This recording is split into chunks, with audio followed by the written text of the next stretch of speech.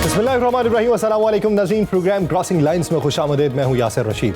नाज़रीन, आज ईरान और अमेरिका के दरमियान पाकिस्तान की सालसी में 17 जून को तय पाने वाली 2 माह की आर्जी जंगबंदी खत्म हो रही है, जिसके बाद एक बार फिर खत्ते के मुमालिक दोनों मुमालिक के दरमियान मुफाहमत के लिए मुतहर्रिक हो चुके हैं। ईरानी सदर मसूद पेज़ेश्कियान ने कहा है कि अमेरिका के साथ मुफाहमती याददाश्त तैयार करते वक्त साबिक supreme leader Syed Ayatollah Ali खामनाई के उसूलों को पेश नज़र रखा गया। उन्होंने एक बार फिर वाज़ेह किया कि ईरान ने अमेरिका के साथ बातचीत किसी दबाव या पसपाई के तहत नहीं, बल्कि ताकत और वकार के साथ आगे बढ़ाई और दुश्मनों के सामने शिकस्त तस्लीम नहीं की। ईरान एक से ज्यादा बार ये वाज़ेह कर चुका कि जंग का खात्मा इस्लामाबाद मुफाहमती याददाश्त के तहत होना चाहिए। इस दौरान सदर ट्रंप ने यह दावा किया कि अमेरिका के पासदारान इनकलाब के साथ खुफिया राबिते बरकरार हैं, लेकिन पासदारान इनकलाब ने उन दावों की तरदीद की और इस्लामाबाद मुफाहमती याददाश्त का हवाला देते हुए दो टोक अल्फाज में कहा कि आबनाए हरमुज उस वक्त ही खोली जाएगी जब अमेरिका उस समझौते के तहत अपनी जिम्मेदारियां पूरी करेगा। हालिया दिनों में आबनाए हरमुज में ऑयल टैंकर्स पर हमलों के बाद समुद्री आमदरफ्त नुमाया तौर पर कम हुई। हफ्ते के रोज सिर्फ 5 माल बरदार जहाज ही आबनाए हरमुज से गुजरे, जबकि इतवार के रोज कोई एक जहाज भी उस रास्ते से नहीं गुजरा। गुज़श्ता हफ्ते इन 2 दिनों में 31 जहाज इस रास्ते से गुजरे थे। ईरानी बयानात में उसकी फौजी हिकमत अमली में तब्दीली के इशारे भी मिल रहे हैं। ईरान के पासदारान इनकलाब ने एक बार फिर यह वाज़ेह किया है कि यह जंग दुश्मन ने शुरू की और ईरान की मौजूदा कार्रवाइयां दिफाई नौइयत की है, लेकिन मुस्तकबिल में उनकी नौइयत जारहाना भी हो सकती है। पासदारान इनकलाब में नई अस्करी तकर्रियों ने यह वाज़ेह किया है कि ईरान मैदानी जंग में अमेरिका का मुकाबला करने के लिए मुकम्मल तौर पर तैयार है। पासदारान इनकलाब ने यह दावा भी किया कि जंग में फजाई दिफाई तंसीबात और अस्करी पैदावारी ढांचे की तबाही के बावजूद उसकी पैदावारी सलाहियत का 85% से ज्यादा हिस्सा महफूज रहा और ऑपरेशनल फजाई दिफाई निजाम का मौजूदा जखीरा जंग के आगाज के मुकाबले में ज्यादा मुस्तहकम है। ईरान इसके साथ ही अपनी अमली और अलामती नौइयत के इकदामात के जरिए भी मैदान जंग में अपनी बरतरी जाहिर करने की कोशिश कर रहा है।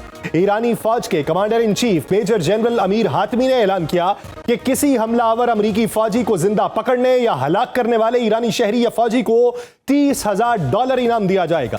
दिलचस्प बात यह है कि ईरानी दारुल हुकूमत तेहरान के नवाह में अमरीकी फौजियों की आर्जी तदफीन के लिए कब्रिस्तान भी तैयार किया जा चुका, जहां तकरीबन 5,000 कब्रों की गुंजाइश है। ईरानी हुकाम का दावा है कि यह इकदाम सिर्फ दिफाई या अलामती नौइयत का नहीं, बल्कि वो खुद को हंगामी हालात के लिए भी तैयार कर रहे हैं। दूसरी जानिब अमरीकी फौज के लिए भी खत्ते में तवील तैनाती चैलेंज बन रही है। अमरीकी सेंटकॉम के chief of staff Brad Cooper ने एक्स पे कहा कि तैयारा बरदार बहरी जहाज USS अब्राहम लिंकन के एहलकारों में जहनी मसाइल की शरह अमरीका के 11 फाल बहरी जहाजों में सबसे कम है। अमरीका के इस जंगी जहाज पे तकरीबन 5,000 एहलकार तैनात हैं, जो गुज़श्ता बरस नवंबर यानी 250 दिन से ज्यादा अरसे से समंदर में मौजूद है। इस दौरान ईरान ने एक बार फिर कतर से मुतालिबा किया कि ईरानी फजाइया के माहिरीन को मुल्क में दाखिले की इजाजत दी जाए। ईरानी कमेटी के सरबराह ब्रिगेडियर जनरल मोहम्मद बाकिरजादा का कहना है कि माहिरीन कई माह से कतर जाने के मुंतजर हैं, लेकिन कतर मुश्किलात पैदा कर रहा है और कतर इस इल्जाम को मुस्तरद करता है। कतरी वजारत खारजा के तर्जुमान माजिद अल अंसारी के मुताबिक मार्च में 2 ईरानी Su-24 लड़ाका तैयारों ने कतरी फजाई हुदूद की खिलाफ वर्जी की। दोनों तैयारे मार गिराए गए। सर्च एंड रेस्क्यू टीम्स ने तलाश शुरू की, लेकिन अब तक सिर्फ एक पायलट की बाकियात ही मिली है, जबकि इस तैयारे में 2 पायलट मौजूद होते हैं। 2 तैयारों में 4 मौजूद थे, एक की लाश अभी तक मिली, 3 का अभी तक कोई अता पता मालूम नहीं है। ईरान का मौकिफ मुख्तलिफ है। वो ये दावा कर रहा है कि 3 ईरानी पायलट्स अब भी कतर की तहवील में है, जिसके बायस ईरान और कतर के दरमियान कशीदगी में इजाफा हुआ। यूं एक जानिब ईरान और अमेरिका के दरमियान पसे पर्दा सिफारतकारी अब भी जारी है, लेकिन दूसरी जानिब दोनों मुल्क की जंगी तैयारियों के ऐलानात भी कर रहे हैं। अब सवाल यह है कि जंग के मुस्तकबिल का फैसला सिफारती मेज पर तय होगा या खित्ते में एक नई महाज आराई जन्म ले। नाज़रीन, इसी मंजरनामे में बात करेंगे। हमें ज्वाइन किया है सीनियर तजज़ियाकार इम्तियाज गुल साहब ने। इम्तियाज गुल साहब, बहुत शुक्रिया सर आपके वक्त का। गुल साहब, आज जो है वो MOU जो था, इस्लामाबाद MOU, उसके 2 माह मुकम्मल हो चुके हैं। ईरान कहता है कि 2 माह का उसमें जो है वो ये तसव्वुर नहीं था कि जंग दोबारा शुरू हो जाएगी। इस वक्त आप पसे पर्दा जो रवाबित चल रहे हैं या एक दूसरे के जो बयानात आ रहे हैं या आबनाए हरमुज की जो मौजूदा सूरत हाल है, उसको देखते हुए मुस्तकबिल क्या देखते हैं? मुस्तकबिल फिलहाल तो बड़ा गंभीर मालूम होता है। जब तक डोनाल्ड ट्रंप वाइट हाउस में मौजूद हैं, उस वक्त तक दुनिया यूं ही मेरा ख्याल है तसलजुल का शिकार रहेगी, गैर यकीनी का, क्योंकि उनका पता नहीं चलता कि दिन में सुबह में क्या बात करते हैं और शाम में क्या उस बात पे कायम रहते हैं या नहीं रहते हैं। अब हम मुख्तलिफ अगर कमेंट्री आप पढ़ लें, चाहे वो अमेरिकन हैं चाहे ब्रिटिश हैं, उनसे ये अंदाज़ा होता है कि वो समझते हैं कि डोनाल्ड ट्रंप को इस जंग में हज़ीमत का सामना करना पड़ा है और वो यहाँ से अब कोई बाइज़्ज़त रास्ता इख्तियार निकालने की, यहाँ से बाइज़्ज़त तौर पे निकलने की कोशिश कर रहे हैं। और जिस तरह खैर मकदम हुआ है मक्का मुआहदे का अमेरिका की तरफ से, और उसका तो बल्कि पाकिस्तान में अमेरिका के सफारत खाने ने भी उसका खैर मकदम किया है। तो इससे ये लगता है कि शायद उसमें अमेरिका की ख्वाहिश भी शामिल थी कि कुछ ऐसा बंदोबस्त किया जाए कि उसको यहाँ से निकलने में हज़ीमत का सामना भी ना करना पड़े, और जो मुतबादिल सिक्योरिटी इंतज़ामात हैं मकामी मुल्कों के लिए, चाहे वो सऊदी अरब है, बहरीन, कतर है, उनको भी परेशानी का सामना ना करना पड़े। इब्तदाई तौर पे ये ऐसा लगता है। तो अब ये कि क्या रुख इख्तियार करेगा, क्या ये बात इसराइल को पसंद आएगी, क्या ये तमाम ममालिक इसराइल के जो इब्राहिमी मुआहदा है उसके मुताबिक उसके साथ कदम मिला के चलेंगे, उसकी राह हमवार करेंगे।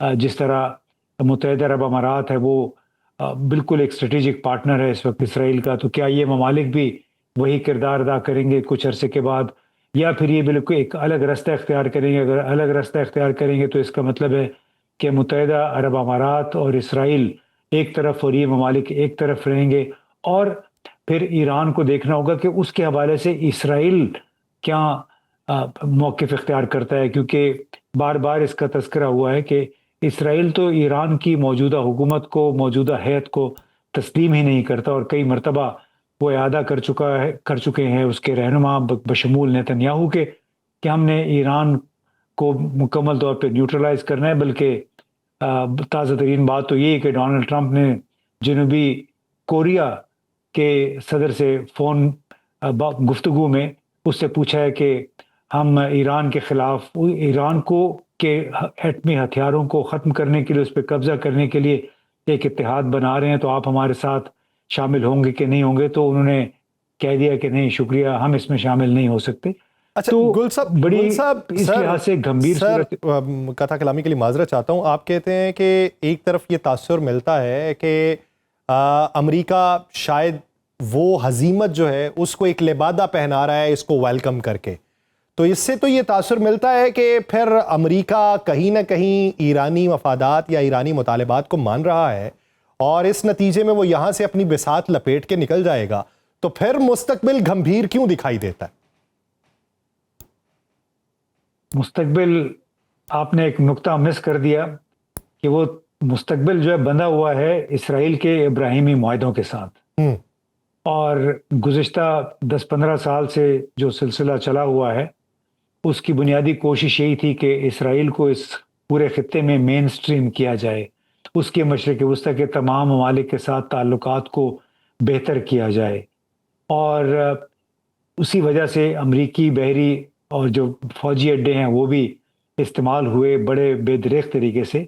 और जो आपने शायद पढ़ा हो कि ईरान ने अब ये एतराफ़ किया है कि उनके 100 के करीब सिविल और मिलिट्री तैयारे जो हैं वो इस जंग में ज़ाया हुए हैं। तो एक ऐसा मुल्क जिसको इतना बड़ा नुकसान उठाना पड़ा है और जिसके इस वक्त कम से कम बाकी ममालिक दुश्मन हुए हैं, क्या वो आपस में वो पैचअप कर लेंगे, और क्या इसराइल एक स्पॉइलर का किरदार अदा नहीं करेगा? क्योंकि इसमें तो कोई शक किसी को नहीं होना चाहिए कि ईरान इसराइल की आंख में चुभता है और उसको अमन से नहीं रहने देगा। अगर उनका ये अज़्म है और इब्राहिमी मुआहदों को अगर सामने रखा जाए तो, और जो कुछ उन्होंने लबनान में और गज़ा में किया है, तो मैं नहीं समझता कि यहाँ पे कोई बहुत जल्द अमन आएगा। अच्छा इम्तियाज़ गुल साहब, सर ये बताइए कि पासदारान इनकलाब कहती है कि 85% हमारी जो इस्तात है मिज़ल बनाने की या उसके ज़खायर के हवाले से वो इस वक्त मौजूद है और जंग के पहले वाले मरहले से ज़्यादा मुस्तहकम है। इसे एक पॉलिटिकल स्टेटमेंट कहेंगे या हम उसकी जो कैपेसिटी कैपेबिलिटी है उसके ऊपर इसको सादिक समझेंगे कि जिसके बारे में मगरबी मीडिया भी ये आरा रख रहा था और मुख्तलिफ जरीदों के अंदर ये बात शामिल थी कि जंग के दौरान भी ईरान जो है वो अपनी ड्रोन्स टेक्नोलॉजी और मिज़ल टेक्नोलॉजी को रोज़ाना की बुनियाद पे बनाता चला जा रहा था। دیکھیے یہ تو اب اندر کے حالات تو ہمیں نہیں معلوم ہیں، لیکن ایک بات بڑی واضح ہے کہ دنیا بھر نے ایران کی جو صلاحیت ہے میزائل بنانے کی، ڈرون بنانے کی، اس کا غلط اندازہ لگایا تھا، اور یہ جو خدشہ تھا کہ چند دن کے اندر اندر ایران گھٹنے ٹیک دے گا، وہ بھی نہیں ہوا۔ اب ظاہر ہے ایک ایسا ملک جو کہ کہہ رہا ہے کہ ہمیں نقصان ہوا ہے، ہمارے 100 طیارے بھی ضائع ہوئے، بحریہ کو بھی نقصان پہنچا ہے، وہ یہ تو نہیں کہہ سکتا کہ ہماری میزائل کی صلاحیت ختم ہو گئی ہے، میزائل بنانے کی یا ڈرون بنانے کی۔ بہرحال وہ ثابت قدم ہے، اگر وہ کہہ رہے ہیں تو ایسے ہی ہوگا جس طرح پہلے انہوں نے ثابت کیا، ہو سکتا ہے وہ دوبارہ بھی ثابت کر دیں۔ اور یہ بھی ذہن میں رکھنا چاہیے کہ ایران اس تمام معاملے میں اکیلا نہیں ہے، بالواسطہ طور پہ اس کو روس کی بھی مدد حاصل ہے، اس کو چین کی بھی مدد حاصل ہے، باقی نہیں معلوم کہ اس خطے میں کون درپردہ اس کو سپورٹ فراہم کر رہا ہے۔ تو اس وقت اس حوالے سے کچھ کہنا بہت مشکل ہے۔ ایک بات بڑی واضح کہ 6 مہینے ایران نے ایک غیر معمولی سخت ٹائم دیا ہے امریکہ کو، اس کو یہاں سے پوری حکمت عملی جو ہے اس کو تبدیل کرنے پہ مجبور کیا ہے، اور اس کی وجہ سے اس علاقے کا جو سیکیورٹی آرکیٹیکچر جس کو کہتے ہیں، جو سیکیورٹی کے انتظامات ہیں اور ان کا محور امریکی اڈے ہیں، فوجی اڈے، بحری اڈے جو کہ اس علاقے میں موجود ہیں۔ سمجھا جاتا تھا طویل عرصے تک کہ یہ ان ملکوں کی حفاظت کے ضامن ہیں، لیکن ایران نے اپنے استحکام سے، ثابت قدمی سے اس تمام مفروضوں کو غلط ثابت کیا ہے، اور بشمول جنوبی کوریا کے، بشمول خلیجی ممالک کے، سب کو یہ سوچنے پہ اب مجبور ہونا پڑ رہا ہے کہ کیا امریکہ کے وعدوں پہ، اس کی فضائی اور جو ملٹری قوت ہے اس پہ آئندہ تکیہ کیا جا سکتا ہے یا نہیں۔ گل صاحب، اگر موجودہ حال اگر دیکھی جائے تو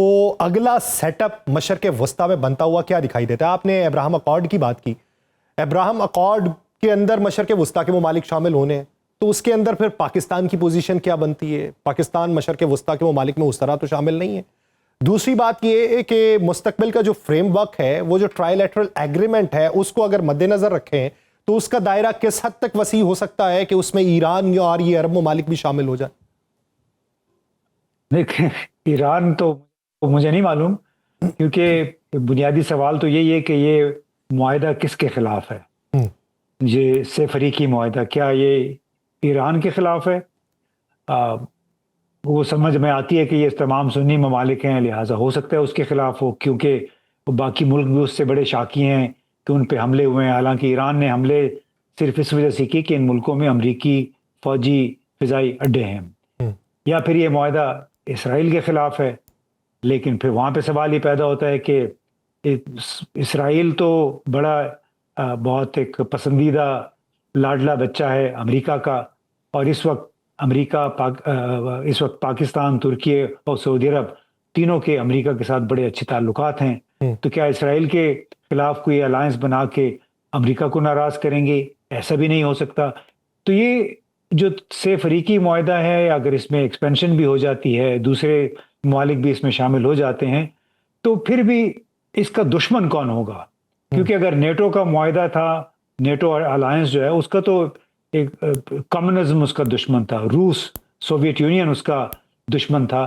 اس میں تو دشمن کا تعین ہی نہیں کیا گیا ہے۔ اور پھر یہ کہ کیا مسلمان دوسرے مسلمان ملکوں کے خلاف لڑیں گے یا اسرائیل کے خلاف لڑیں گے؟ کیا دبئی یعنی ابوظہبی اور متحدہ عرب امارات کے خلاف یہ والا الائنس لڑے گا کیونکہ وہ اسرائیل کا پارٹنر ہے؟ تو بہت سارے سوالات ہیں۔ پبلک ریلیشنز کے لیے، خوش ہونے کے لیے بڑا اچھا ہے کہ ترکی کے رہنما نے بھی کہا کہ اس کو ہم ایکسپینڈ کریں گے، کہ اس میں مزید ملک شامل ہوں گے، لیکن اس کا ہدف کیا ہوگا یہ ابھی تک واضح نہیں ہے۔